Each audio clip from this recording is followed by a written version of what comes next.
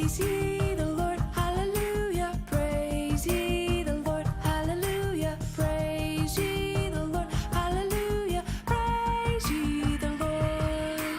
Praise ye the Lord, hallelujah. Peace be with you. Friends, today I want to base my reflection on both the readings. As I always say, even today I would request you to kindly go through the two readings before you listen to this short reflection. If you had to read yesterday's first reading, you would have heard the confident discourse of St. Paul on the salvation history.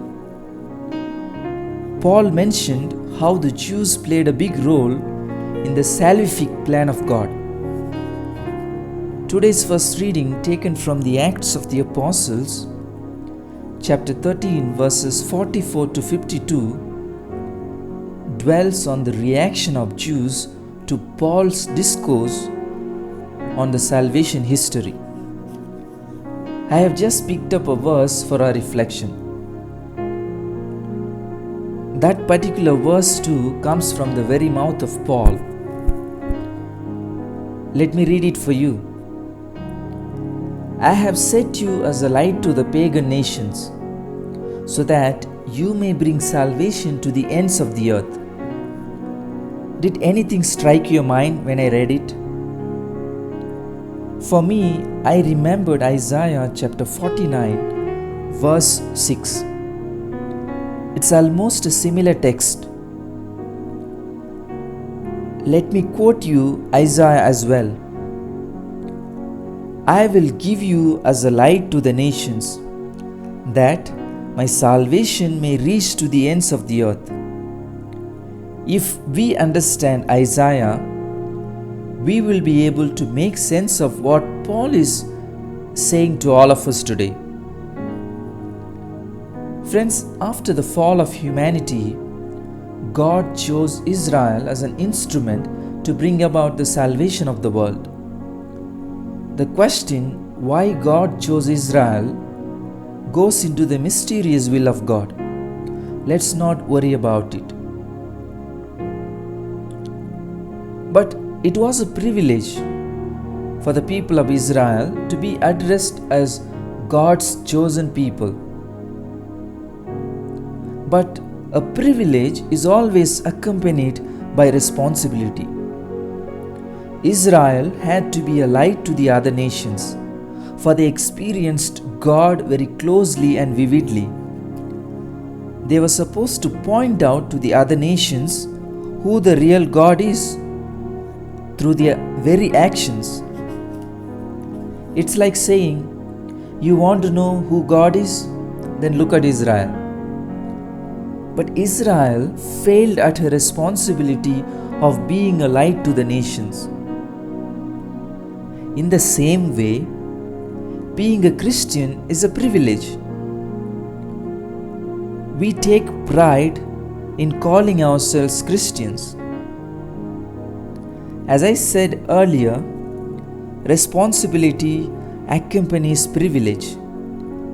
So we as Christians are responsible to manifest Jesus through our actions. People should say, you want to know who God is? Then look at the Christians. We are called to be a light to the ones who do not know Christ. We are essentially called to be evangelizers by our Christian occasion. This is the beautiful meaning that we learn from Paul today. Friends, let us be a light to the others through our words, deeds, and actions. Let me now move on to the Gospel passage. John chapter 14, verses 7 to 14. Yesterday, Jesus answered the question of Thomas, who was in a confused state. Today, we notice the curiosity of Philip. Philip asks Jesus to show his Father. Jesus replies, "Believe me when I say that I am in the Father and the Father is in me. Whoever has seen me has seen the Father. What does this mean?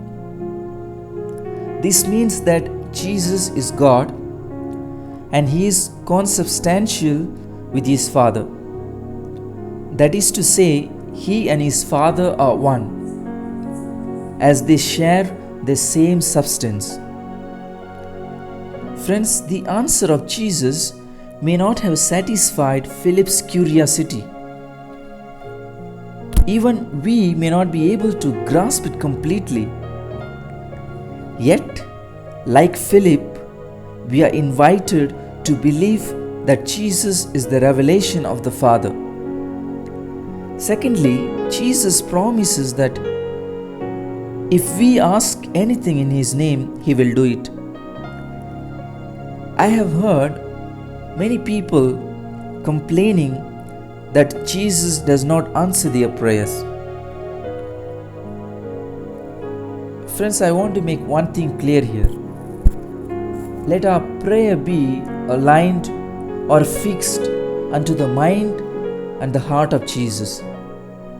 Let us ask what Jesus Himself would have asked if He were to be in our place. Then we will understand His promise in depth. Let this be our reflection for today. God bless you.